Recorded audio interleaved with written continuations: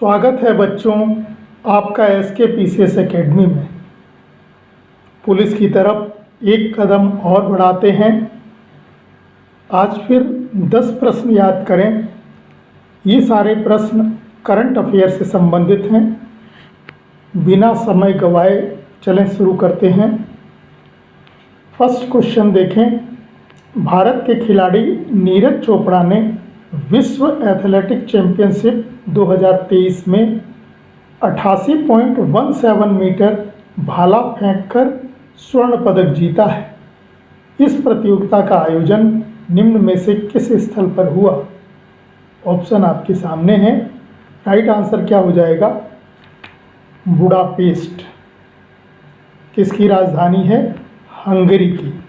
तो ये आयोजन जो ये प्रतियोगिता है विश्व एथलेटिक चैंपियनशिप 2023 जिसमें नीरज चोपड़ा ने ये रिकॉर्ड बनाया है, वो कहाँ पर हुई थी?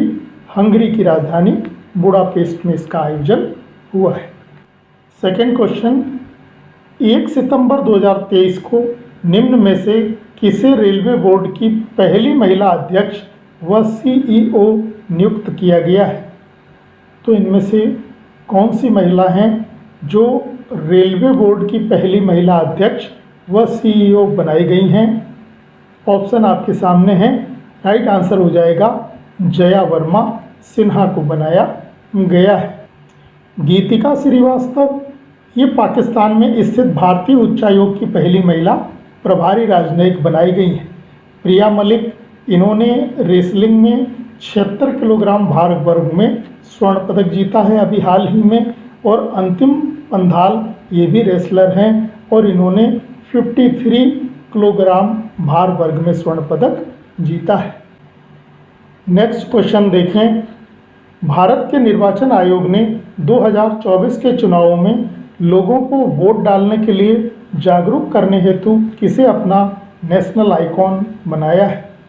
तो अभी हाल ही में भारत निर्वाचन आयोग ने किसको अपना नेशनल आइकॉन बनाया है?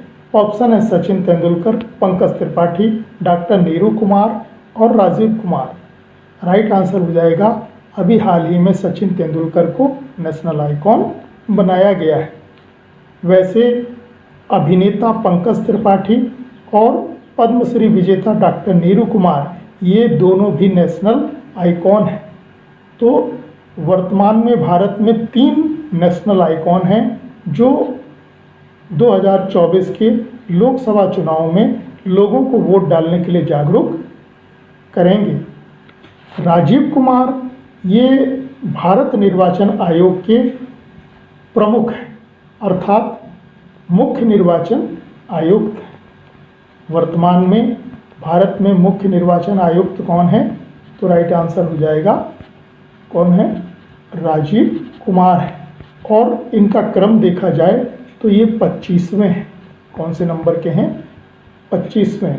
और जो भारत का निर्वाचन आयोग होता है उसमें कुल कितने सदस्य होते हैं? 3। एक होते हैं मुख्य निर्वाचन आयुक्त जो राजीव कुमार हैं और 2 अन्य सदस्य होते हैं अरुण गोयल और अनुप चंद्र पांडे। कार्यकाल कितना होता है मुख्य निर्वाचन आयुक्त का? तो 6 वर्ष का कार्यकाल होता है या फिर 65 वर्ष की आयु तक होता है। तो ये ध्यान रखिएगा, मुख्य निर्वाचन आयुक्त का कार्यकाल 6 वर्ष या फिर 65 वर्ष की आयु तक होता है। नेक्स्ट क्वेश्चन, नेल्सन चामिसा को हराकर एमरसन मंगाग्वा दूसरी बार राष्ट्रपति चुने गए हैं। वह किस देश के राष्ट्रपति बने हैं? ऑप्शन आपके सामने हैं। जिम्बाब्वे, दक्षिण अफ्रीका, नाइजर या गेबोन। राइट आंसर हो जाएगा जिम्बाब्वे के राष्ट्रपति बने। कैपिटल क्या है? हरारे। दक्षिण अफ्रीका इसकी 3 कैपिटल हैं। कौन कौन सी? एक है प्रिटोरिया, दूसरी है, ये कार्यकारी राजधानी है। कार्यकारी राजधानी कौन सी हो गई? प्रिटोरिया। दूसरी है केप टाउन, ये विधायी राजधानी है। और तीसरी है ब्लोएम फाउंटेन। ब्लोएम फाउंटेन। ये न्यायिक राजधानी है। कैसी है? न्यायिक। और ये विधायी राजधानी है, और ऊपर वाली कार्यकारी। तो दक्षिण अफ्रीका की 3 राजधानियां हैं, प्रिटोरिया, केप टाउन और ब्लोएम फोंटेन। नाइजर की राजधानी नियामे है। नाइजर की राजधानी क्या है? नियामे। और गेबोन की राजधानी लिब्रेविले है। क्या है? लिब्रेविले। तो इनकी राजधानियां आप ध्यान रखना।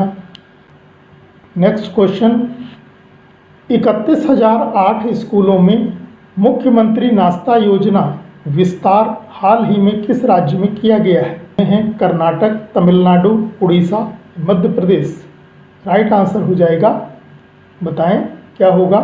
राइट आंसर हो जाएगा तमिलनाडु। और तमिलनाडु के मुख्यमंत्री कौन है इस समय? MK स्टालिन है। तो इन्होंने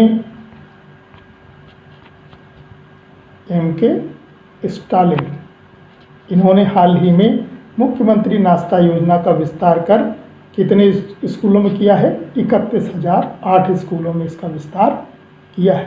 तो अब MDM के साथ वहाँ नाश्ता भी दिया जाएगा। MDM तो पहले से ही चल रहा है। MDM का मतलब मिड डे मील। और मिड डे मील प्रोग्राम कब से शुरू हुआ है? 1995 से भारत में चल रहा है। मध्याह्न भोजन योजना जो प्राइमरी और जूनियर स्कूलों में लागू है, यानी 1 से 5 तक और 6 से 8 तक। नेक्स्ट क्वेश्चन, विश्व नारियल दिवस कब मनाया जाता है? ऑप्शन आपके सामने है, 2 सितंबर, 26 अगस्त, 29 अगस्त या 31 अगस्त। राइट आंसर हो जाएगा 2 सितंबर, अर्थात आज ही के दिन मनाया जाता है। 26 अगस्त को कौन सा दिवस मनाया जाता है? तो अंतर्राष्ट्रीय डॉग दिवस मनाया जाता है। अंतर्राष्ट्रीय डॉग दिवस। और 29 अगस्त को खेल दिवस मनाया जाता है। हॉकी के जादूगर मेजर ध्यानचंद जी का जन्म दिवस है। उसको हम किस रूप में मनाते हैं? खेल दिवस के रूप में मनाया जाता है। प्रयागराज के रहने वाले थे मेजर ध्यानचंद। उनका जन्म कहाँ हुआ था? प्रयागराज में हुआ था। और उन्होंने एक पुस्तक भी लिखी है, गोल। नेक्स्ट क्वेश्चन देखें, निम्न देशों की राजधानियां सुमेलित कीजिए। एक तरफ देश दिए गए हैं और दूसरी तरफ राजधानियां लिखी हैं। आपको मिलाना है कि कौन सी राजधानी किसकी है। माली की राजधानी बताएं। माली की राजधानी होगी बमाको। गिनी की राजधानी क्या है? तो कोनाक्री है। नाइजर की राजधानी नियामे है। गेबोन की राजधानी लिब्रेविले है। सूडान की राजधानी खार्तूम है। चाड की राजधानी एनजामेना है। और बुर्किना फासो की ओगाडुगु है। तो ये अफ्रीकी देश हैं। इनमें ज़्यादातर में तख्ता पलट होकर सैन्य शासन स्थापित हुआ है। तो यहाँ पर ज़्यादातर कंट्रियों में क्या है? सैन्य शासन है। और अभी हाल ही में गेबोन अगस्त 2023 में यहाँ पर जो है तख्ता पलटकर सैन्य शासन लागू किया गया है। गेबोन फ्रांस का उपनिवेश रहा है। यहाँ अभी हाल में राष्ट्रपति चुनाव हुए।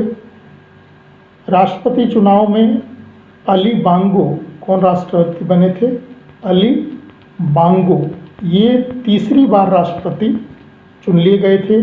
कहते हैं कि उस समय इलेक्शन के दौरान अंतर्राष्ट्रीय जो जितनी सेवाएं हैं या नेट सर्विस हैं वो सब बंद कर दी गई थी।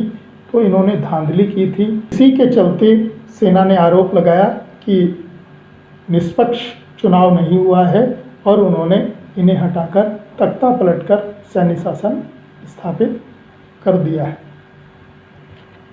नेक्स्ट क्वेश्चन, गृहलक्ष्मी योजना निम्न में किस राज्य में चलाई गई है? ऑप्शन आपके सामने हैं, कर्नाटक, तमिलनाडु, राजस्थान, उत्तर प्रदेश। राइट आंसर हो जाएगा कर्नाटक में चलाई गई है।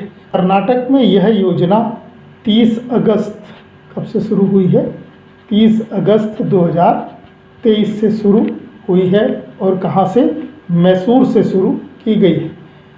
गृहलक्ष्मी योजना के अंतर्गत लगभग 1 करोड़ से अधिक महिलाओं को 2,000 रुपये दिए जाएंगे। कर्नाटक की इन योजनाओं को भी आप ध्यान रखना।